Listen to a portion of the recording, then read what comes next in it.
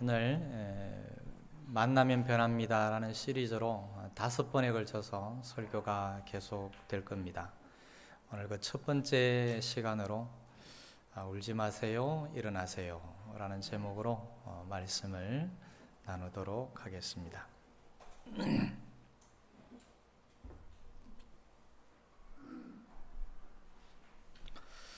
예수님께서 로마 백부장의 종을 말씀으로 고치신 다음에 나인이란 성으로 가셨는데요.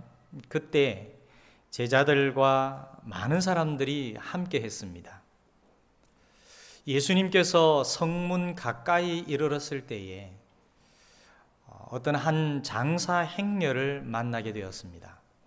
그 장사 행렬은 홀로 된 한 여인의 아들을 위한 장사 행렬이었습니다. 그 죽은 아들은 청년이었고요. 그런데 그 청년이 왜 그렇게 일찍 죽었는지 잘 알 수는 없습니다. 어쨌든 그의 죽음은 그 어머니에게 한없는 큰 슬픔과 심한 아픔을 주었을 것이 분명합니다. 사람이면 누구나 한번 태어나서 죽기 마련이지만 오늘 본문과 같은 청년의 죽음은 참으로 가슴 아픈 일입니다. 남편도 없이 홀로 된 그 어머니에게는 하나뿐인 아들이 유일한 소망과 의지의 대상이었습니다.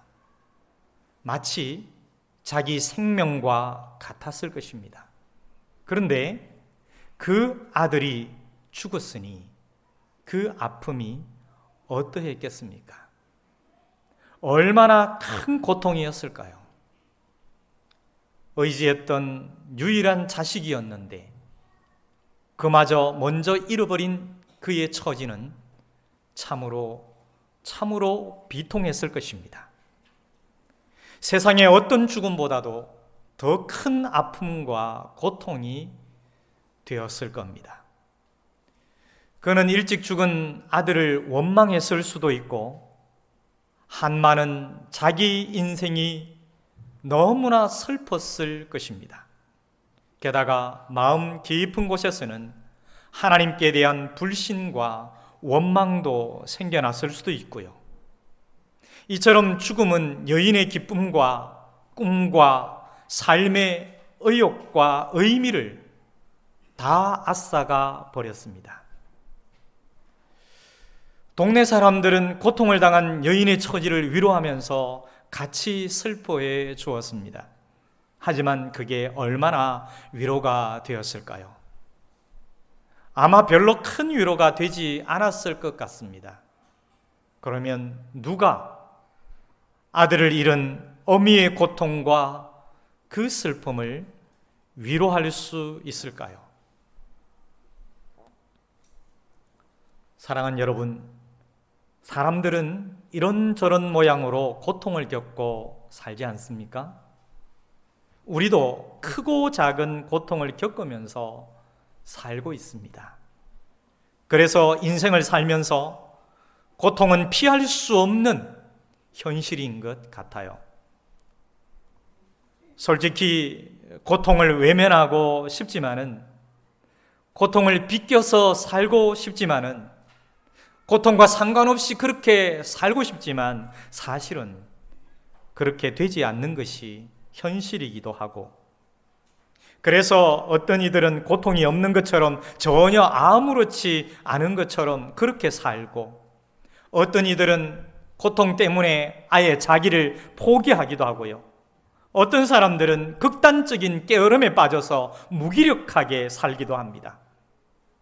그리고 정반대로 어떤 사람들은 고통과 절망을 극복하려고 열심히 몸부림치면서 살아갑니다. 어찌되었건 고통은 현실이지요. 그런데 사랑하는 여러분, 이러한 인생의 고통 속으로 주님이 찾아오셨고 지금도 찾아오신다는 것을 아십니까? 그리고 말씀하시는데 이렇게 말씀하십니다. 울지 말아라. 일어나라. 13절을 한번 보십시오. 주님께서 그 여자를 보시고 가엾게 여기셔서 말씀하셨습니다. 울지 말아라. 예수님은 여인의 마음의 아픔과 슬픔을 보셨습니다. 죽음의 고통 아래에 있는 그 여인의 슬픔을 보셨지요. 자신의 생명과 같은 아들을 잃어버린 어머니의 비통함을 보셨습니다. 그리고 예수님은 그를 불쌍히 여기시고 말씀하셨습니다. 울지 말아라. 여러분, 이 말씀의 뜻이 무엇일까요? 이 말씀의 뜻은 이제 울 필요가 없다는 것입니다. 왜냐하면 예수님께서 그의 근본 문제를 해결해 주시기 때문입니다. 사랑하는 여러분, 사람들이 왜 웁니까? 왜 울까요? 희망이 없기 때문에 우는 겁니다. 그는 죽은 아들이 살아날 수 있다는 희망이 없기 때문에 슬피 울고 있었던 것 아닙니까? 희망을 찾을 수 없기 때문에, 고통 속에, 비통함 속에서 아무런 희망을 찾을 수 없기 때문에, 죽음 앞에서 희망을 찾을 수 없기 때문에 슬피 울고 있었던 겁니다. 그러나 예수님은 죽은 아들을 다시 살리셔서 그에게 돌려주실 수 있습니다. 14절, 15절을 보면 예수님은 죽은 아들을 다시 살려서 그에게 주었습니다. 그러므로 울 필요가 없습니다. 우리 삶의 여정에서는 울 일이 참으로 많습니다. 우리는 일이 뜻대로 되지 않을 때에 웁니다. 속상해서 웁니다. 학생들은 시험을 잘못 쳐서 웁니다. 또 어떤 사람은 자신이 버림받았다 싶을 때에 웁니다. 어떤 사람은 어버이의 슬픈 인생을 바라보고, 어버이의 외롭고 고통스러운 인생을 바라보고 자신도 어버이와 같은 삶을 살 것에 대한 두려움으로 많은 눈물을 흘린다고 합니다. 어떤 이들은 사람들로부터 무시를 받는다 싶을 때에 혼자 방구석에 앉아서 울기도 합니다. 사랑하는 이가 갑자기 죽었을 때 울지 않을 수 없잖아요. 또 자신이 합당한 대접과 인정을 받지 못해서 울기도 합니다. 아내는 남편으로부터 사랑과 이해를 받지 못할 때에 울고 싶습니다. 통곡하고 싶습니다. 사랑하는 여러분, 여러분은 언제 우십니까? 사람에게는 이기심과 죄의 본성 때문에 사람들에게서 온전한 이해와 사랑을 받을 수가 없습니다. 그래서 인간 세상에는 눈물이 그치지 않는 것 같습니다. 또 사람에게는 한계가 있기 때문에 기대가 무너지는 슬픔이 있기도 하고 기대가 송두리째 뽑혀버리는 그런 고통이 있기도 합니다. 사랑하는 여러분, 여러분은 언제 우십니까? 그러나 예수님은 우리에게 울지 말아라 라고 하십니다. 예수님은 우리를 울게 하는 모든 근본 문제를 해결하실 수 있기 때문입니다. 그래서 울지 말아라 라고 하시는 겁니다. 사랑하는 여러분, 예수님을 만나면 사람에게 버림받았던 사람도 울지 않아도 됩니다. 예수님께서 그를 자녀로 삼으시고 절대로 버리지 않기 때문입니다. 예수님은 한량없는 자비와 오래 참으심으로, 사랑으로 우리를 이해하시고 감당해 주십니다. 예수님을 만나면 예수님이 아픔과 슬픔이 변하여 기쁨이 되게 하십니다. 예수님은 우리에게 참된 위로를 주십니다. 예수님은 우리의 선한 목자가 되십니다. 우리가 문제에 빠져 어찌할 바를 모를 때에도 예수님은 나와 함께 하시며 나의 문제를 해결하여 주시는 분이십니다. 삶의 여정 가운데서 울지 않을 수는 없지만 이제는 여러분 그 눈물 속에서 소망을 가지십시오. 실로 예수님은 진정한 위로자요, 진정한 소망, 영원한 소망이 되십니다. 그리고 다음으로 말씀하십니다. 일어나거라. 14절을 보십시오. 가까이 가서 그 관에 손을 대시니 맨 자들이 서는지라. 예수께서 이르시되 청년아 내가 네게 말하노니 일어나라. 일어나라. 일어나거라. 그의 아들 청년은 지금 죽어서 관 속에 누워 있습니다.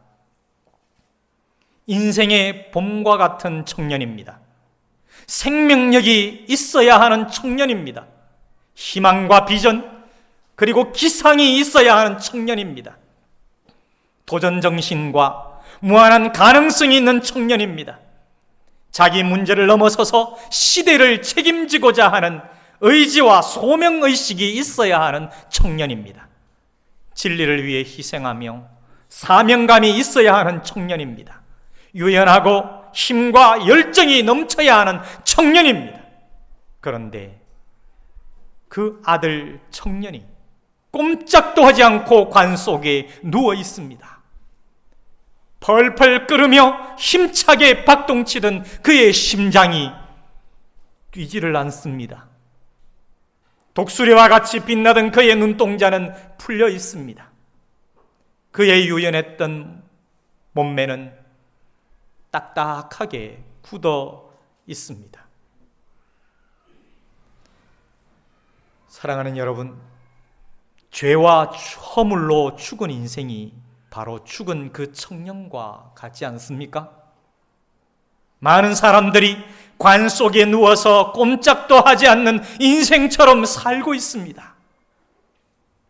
어떤 이는 거듭되는 실패로 인해 운명주의의 관 속에 누워 있습니다. 운명이니 어쩔 수 없어. 내가 늘 고통 속에 사는 것은 내게 주어진 운명인가 봐. 내가 늘 실패를 겪는 이것은 내게 주어진 운명인가 봐. 나는 어쩔 수 없는가 봐. 그런 관 속에 누워 있습니다. 어떤 이는 깊은 열등감과 죄의식의 관 속에 누워 있습니다. 갇혀서 누워 있습니다. 헤어나올 수가 없습니다. 어떤 이는 어린 시절 받은 상처와 고통으로 인해서 어두운 관 속에 누워 있습니다. 어떤 사람은 현실 문제의 관 속에 누워 있습니다. 현실 문제에서 헤어나올 수가 없습니다. 거기에 매여 있습니다. 어떤 이는 절망의 관 속에 누워 있습니다. 어떤 사람은 허무주의의 관 속에 누워 있습니다. 어떤 이는 죄의 사슬에 수족이 묶여서 무기력의 관 속에 갇혀 있습니다.